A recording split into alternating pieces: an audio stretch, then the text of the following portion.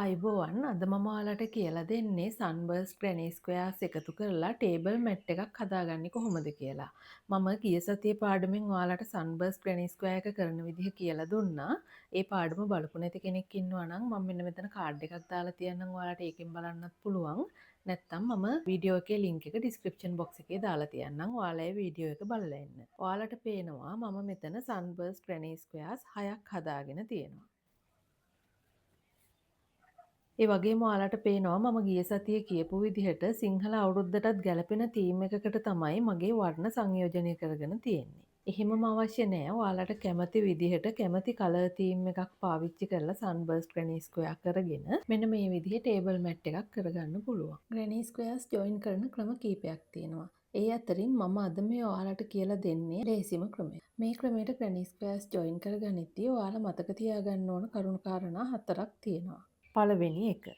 ඔයාලා මේ වටේ බෝඩ එක අපි ගොතාගත්තු පාටින්ම නීඩල් එකට යාන් එක අමුණ ගන්න. නමුත් ටෙක්නික් එක වඩා පැහැදිලි වෙන්න ඕන නිසා අපේ ප්‍රොජෙක්ට් එකට ගන්න සන්බර්ස් ග්‍රැනි ස්ක්වයර්ස් කෙලිම පාවිච්චි කරන්නේ නැතුව මොකද මේ පාටින් මේ සුදු පාටින්නේ මේ සීම් එක කරාම ගොඩක් ලස්සන වෙනත් පාටක යාන් එකක් අරගෙන අතරින් පතර නූලක් පෙනුනොත් කැත නිසා මම මේක සුදු පාටින්ම තමයි කරගන්නේ. නමුත් මම මෙතන ටෙක්නික් එක වඩා පැහැදිලි වෙන්න ඕන නිසා ටිකක් තද පාට යාන් එකක් පාවිච්චි කරලා ඔයාලට පැහැදිලි කරලා දෙන්නම් මේ ක්‍රමයට සීම් එකක් කරගන්න විදිහ.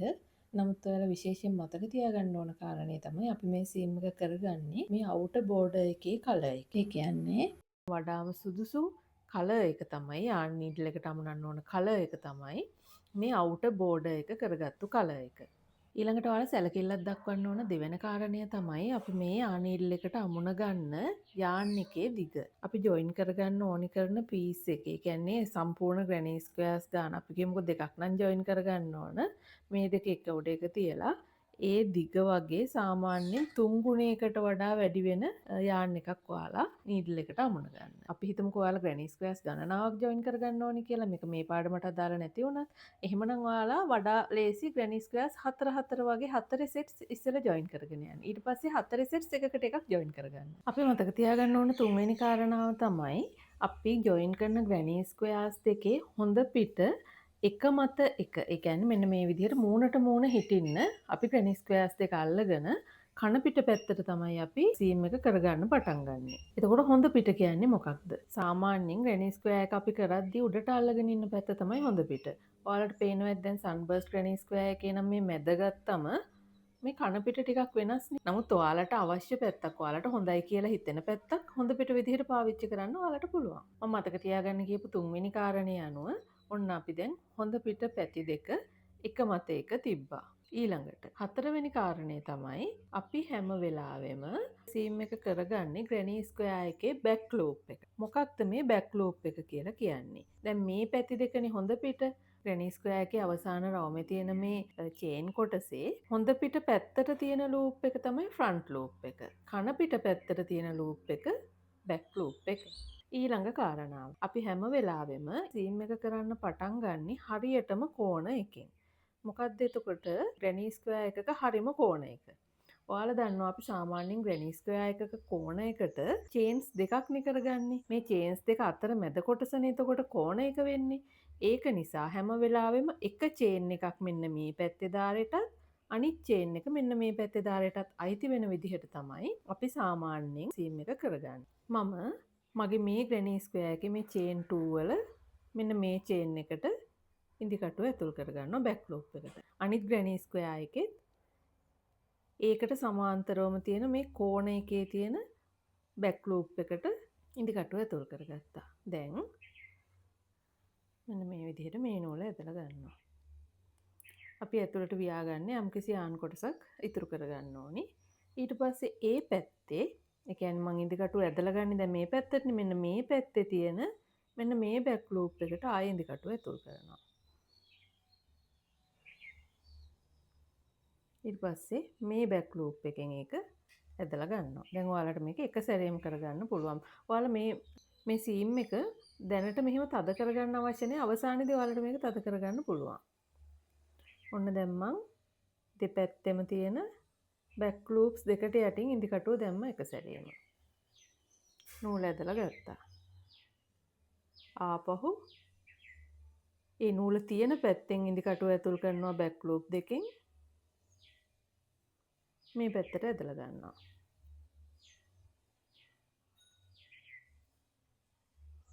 මේ විදිහට. දැන් ඔයාලට තේරෙනවා කරන්න ඕනේ විදිහ. දැන් අපි බලමු මේක මම අවසානයට යනකල් කරගත්තට පස්සේ කොහොමද අපිට දකින්න ලැබෙන්නේ කියලා.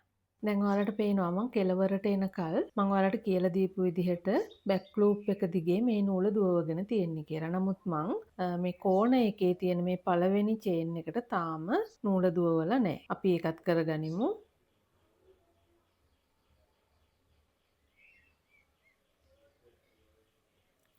කෝණ එකේ තියෙන චේන් එකේ බැක් ලූප් දෙකටත් මම නූල ඇතුල් කළා. දැන් අපි නූල දුවවගෙන ඉවරයි.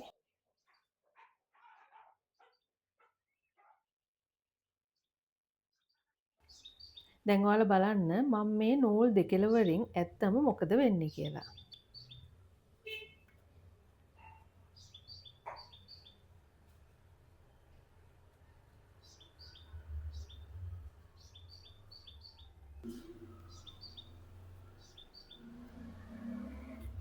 ඔයාලට පේනවා හරිම ෆ්ලැට් සීම් එකක් තමයි මේකේ තියෙන්නේ. මේ අතරින් පතරේ අන්තමින් හරි නූල පේන්න ඉඩ තියෙන නිසා තමයි මම ඔයාලට කිව්වේ මේ බෝඩ් එකේ තියෙන යාන්නිකේ පාටම පාවිච්චි කරන්න කියලා. දැන් අපි බලමු අපේ ටේබල් මැට් එක කරගන්න විදිහ.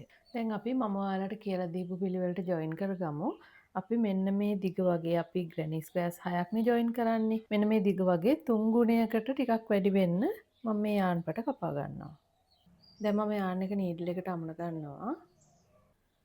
ඊළඟට මම ඔයාලට කියලා දීපු විදිහට මෙන්න මේ සෙට්ස් දෙක මූණට මූණ හොඳ පිට මූණට මූණ එන විදිහට තියාගන්නවා. මේ සෙට් දෙකත් හොඳ පිට මූණට මූණ එන විදිහට තියාගන්නවා.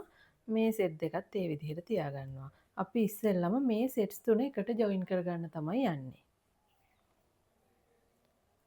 දැනට මම මේ සෙට්ස් දෙක පැත්තකින් තියලා මෙන්න මේ සෙට් එක විතරක් කරගන්නවා.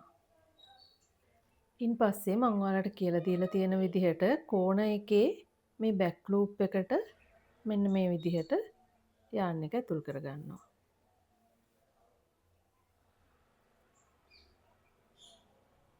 පස්සේ ඇතුළට ව්‍යාගන්න මෙන්න මේ වගේ කොටසක් මං ඉතුරු කරගන්නවා. ඊට පස්සේ මං ඔයාලට කියලා දීපු විදිහට බැක් ලූප්ස් දිගේ මම යාන් එක දුවවනවා.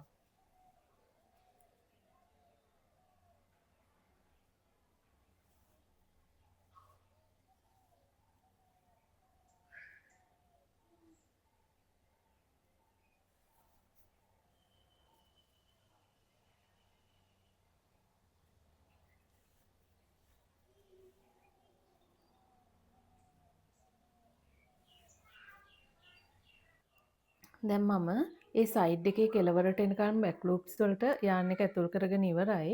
දැන් මට තියෙන්නේ අර මං කලින් කියලා දීපු විදිහට කෝණ එකේ තියෙන බැක් ලූප්ස් දෙකට කෝණ එකේ පළවෙනි චේන් එකේ බැක් ලූප්ස් දෙකට මෙන්න මේ විදිහට යාන් එක ඇතුල් කරගන්න. දැන් අපි කන පිට පැත්තෙන්ම මෙන්න මේ විදිහට යාන් එක සම්පූර්ණයෙන් ඇදලා මේ යාන් එක දිගෑරෙන කලම ඔයාලා යාන් එක දෙපැත්තට අදින්න. දැන් හොඳ පිට බලපුවහම ඔයාලට පේනවා ඊටාම ෆ්ලැට් නීට් සීම් එකක් ඇවිල්ලා තියෙනවා. ඊළඟට මෙන්න මේ ග්‍රැනි ස්ක්වයාර්ස් දෙක මේකටම ජොයින් කරගන්නේ කොහොමද කියලා බලමු. ඒකේ විශේෂයෙන් කරන්න කිසිම දෙයක් නැහැ. ඔයාලට මේ ග්‍රැනි ස්ක්වයා එක දිගේ යාන් එක දුවපු විදිහටම. දැන් මේකේ යාන් එක ඇවිල්ලා තියෙන්නේ මෙන්න මේ පැත්තටනේ. ඔයාලා ඒක නිසා මෙන්න මේ පැත්තෙන් මේ ඊළඟ ග්‍රැනි ස්ක්වයාර්ස් දෙකෙත් කෝණ එකේ තියෙන පළවෙනි චේන් එකේ, ඒ කියන්නේ මේ ධාරේ පැත්තේ තියෙන චේන් එකේ බැක් ලූප්ස් දෙකට මෙහෙම නීඩල් එක ඇතුල් කරලා එතනින් එහාට අපි අර කරපු විදිහටම කරගෙන යන්නයි තියෙන්නේ. බැක් ලූප්ස් දෙක මහමින් යනවා.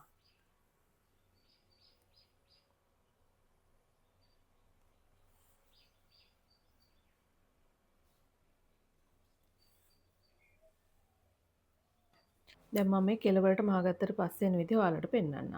මම කෝණ එකේ තියෙන පළවෙනි චේන් දෙකේ බැක් ලූප්ස් දෙකට මේ විදිහට ඉදිකටු ඇතුල් කරලා මහගෙන මේ පේලිය මෙතනින් අවසන් කරනවා.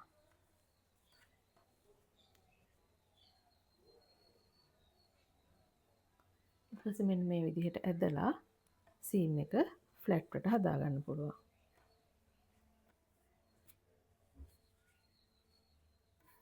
දැන් මම මේ යාන් කොටස මේ විදිහටම තියෙන්න ඇරලා ඊළඟට ඔයාලට කියලා දෙන්නම් මෙන්න මේ දාර දෙක ජොයින් කරගන්න විදිහ.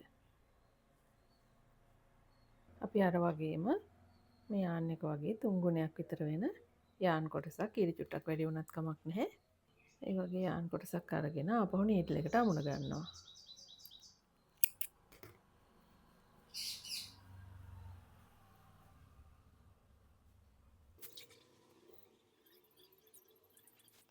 දැන් මම මේ එක පැත්තකින් අර මම ඔයාලට කියලා දීපු තියරි එකේ විදිහටම කෝණ එකේ පළවෙනි චේන් දෙකේ බැක් ලූප් දෙකට මෙන්න මේ විදිහට නීඩල් එක ඇතුල් කරලා සීම් එක පටන් ගන්නවා. ඊට පස්සේ සාමාන්‍ය විදිහටම මේ කෙළවරට එනකල් ඔයාලට මහගෙන යන්න තියෙන්නේ. ඊට පස්සේ මම කියලා දෙන්නම් එතනදී මොකද්ද කරන්න කියලා. දැන් මම මේ කෙළවරම ස්ටිච් එක තමයි කරගන්නේ. ඊට පස්සේ ඔයාලට පේනවා මෙන්න මෙතන කලින් අනිත් අතට කරගෙන ගිය සීම් එක මට හම්බ වෙනවා. ඒ සීම් එක මෙතන නෑ කියලා හිතාගෙන මෙන්න මේ විදිහට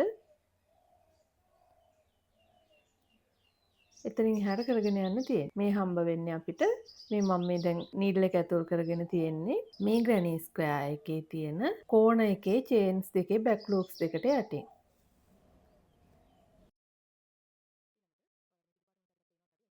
ඊළඟට කරන්න තියෙන්නේ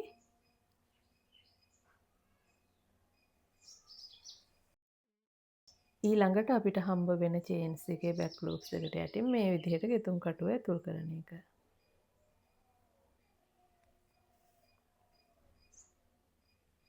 මෙන්න මේ විදිහට.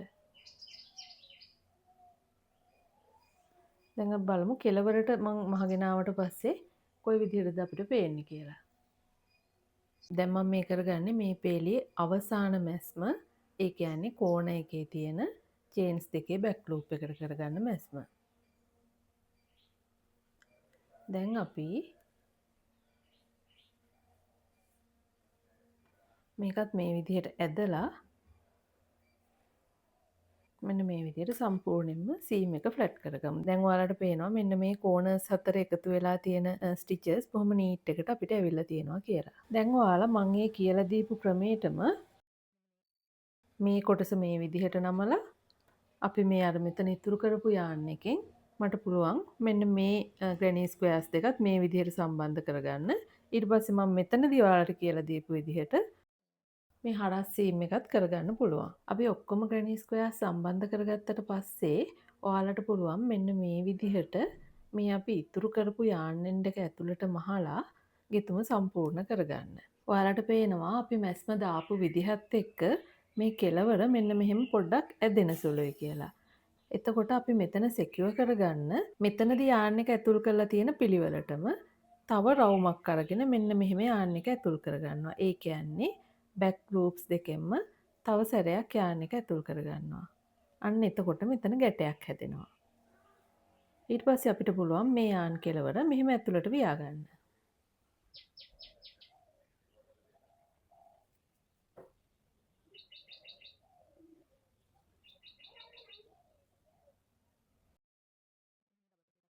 අපිට මෙහෙම මේ කෙලවරේ තියෙන ට්‍රිපල් ක්‍රොෂේ එකක් දිගේ පහළට අරගෙන ඇවිල්ලා මෙන්න මේ ක්‍රමයට මේ යාන් එන්ඩ් එක සඟව ගන්න පුළුවන්.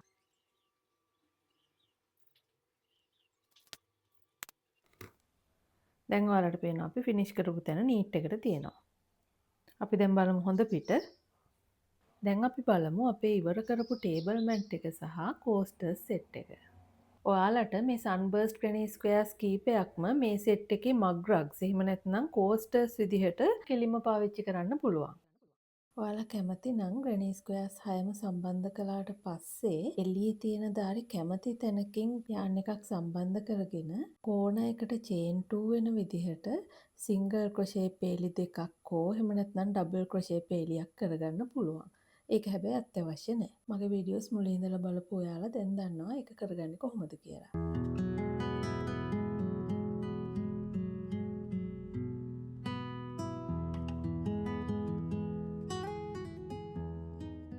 ඊළඟ වීඩියෝ එකෙන් මුණ ගැහෙමු. ඔයාලට සුබ දවසක්.